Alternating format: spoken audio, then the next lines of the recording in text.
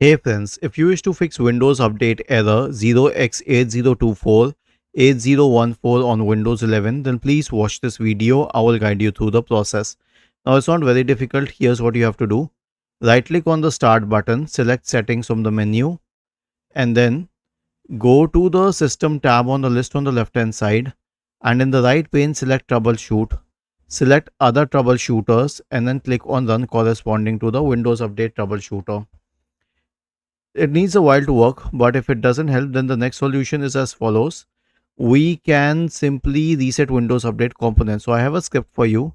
Simply copy the script and search for command prompt in the Windows search bar. Click on run as administrator, paste it here and hit enter. Was this helpful? If yes, then please subscribe to the channel. If not, then let us know in the comment section of the video on how we could help you further.